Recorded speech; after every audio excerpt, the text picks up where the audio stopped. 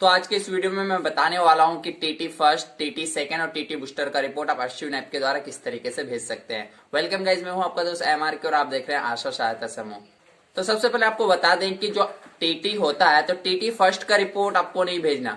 जब TT second जिस महीने में कंप्लीट होगा उस महीने में आपको टीटी का रिपोर्ट भेजना है, और बाकी टीटी बूस्टर आप जिस महीने में देते हैं उस महीने में आपको 100 रुपए का रिपोर्ट भेजना है। तो यहाँ आपको ध्यान में रखना है कि टीटी बूस्टर का अलग रिपोर्ट भेजना है और टीटी सेकंड का अलग रिपोर्ट भेजना है। ऐसा नहीं कि टीटी डाल करके आप सारे का एक साथ रिपोर्ट भेज देंगे। इससे क्या होगा कि जो पंजी का दिनांक होगा तो टीटी सेकेंड वाले में अलग होगा, क्योंकि एक महीना पहले उसका स्टार्ट हुआ है, और टीटी बूस्टर का जो पंजी का दिनांक होगा तो वो इसी महीने में होगा जिस दिन आपका टीकाकरण हुआ था, तो उसी दिन आप उसका नाम चढ़ाया है। लेकिन टीटी सेकेंड वाले का जो रिपोर्ट भेजेंगे तो उसको पिछले महीने में टीटी फर्स्ट पर आया है तो पंजी का दिनांक पिछले महीने में जिस दिन आपका टीकाकरण हुआ था उस दिन का रिपोर्ट मतलब उस दिन का डेट डालना पड़ेगा। तो आपको ध्यान रखना है, क्या ध्यान रखना है आपको? सबसे पहले आपको ध्यान में रखना है कि टीटी सेकेंड का रिपोर्ट अलग भेजना है। 2 बार रिपोर्ट भेजना है टीटी का। पहले टीटी सेकेंड का भेजना है, फिर आपको टीटी बूस्टर का भेजना है, क्योंकि टीटी फर्स्ट और टीटी सेकेंड 2 महीने में कंप्लीट होते हैं। तो पंजीयन का दिनांक जो टीटी सेकेंड का होगा तो वो आपके पिछले महीने में जिस दिन आपका टीकाकरण हुआ था उस दिन होगा, लेकिन टीटी बूस्टर का जो दिनांक होगा तो वो तो इसी महीने में होगा। तो इसलिए 2 बार आपको टीटी का रिपोर्ट भेजना पड़ेगा। यदि जिनका सिर्फ टीटी सेकेंड ही लाभार्थियों को पड़ा है तो सिर्फ एक ही बार भेजेंगे। यदि जिनका टीटी बूस्टर भी पड़ा है और टीटी सेकेंड भी पड़ा है तो वो 2 बार रिपोर्ट भेजेंगे। तो आपको मोबाइल के स्क्रीन पे लेकर दिखाते हैं कि आप किस तरीके से भेज सकते हैं।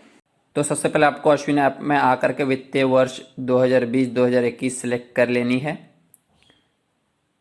उसका वित्तीय महीना में आकर के मैं जनवरी सिलेक्ट कर लेता हूँ, क्योंकि जनवरी का रिपोर्ट भेजना चाहता हूँ।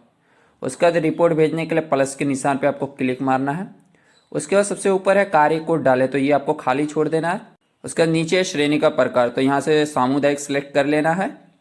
उसके बाद कार्य की श्रेणी में आना है, यहाँ नंबर 1 पे मातृत्व स्वास्थ्य उसको सिलेक्ट कर लेना है आपको। उसके बाद नीचे कार्य में आना है आपको। कार्य में आकर के देखिए 5वें नंबर पे है टीटी, तो टीटी वाला सिलेक्ट कर लेना है। देखिए कार्य कोड ऑटोमेटिक भर गया।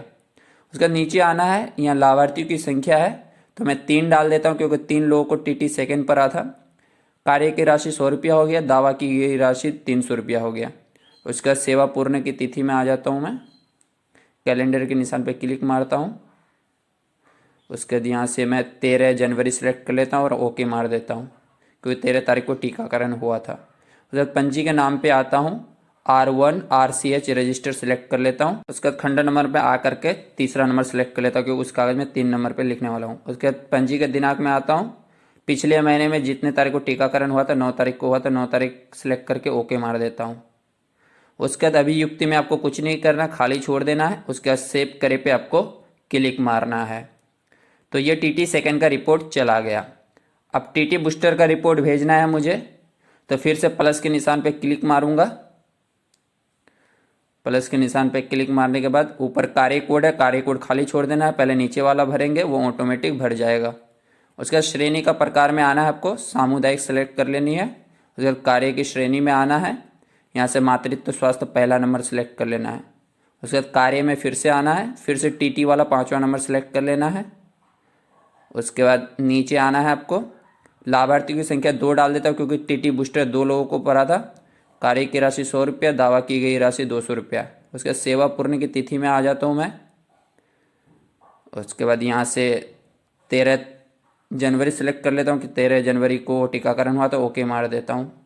उसके बाद पंजी का नाम मैं फिर से R1 RCH रजिस्टर सेलेक्ट कर लेता हूँ। खंडा नंबर अब मैं 4था सिलेक्ट कर लेता हूँ, क्योंकि 4थे लाइन में लिखने वाला हूँ उस कागज़ में।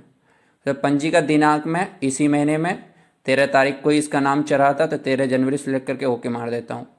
फिर नीचे है रिमार्क अभियुक्ति, तो इसमें खाली छोड़ देना है। उसके बाद सेव करे पे क्लिक मारना है।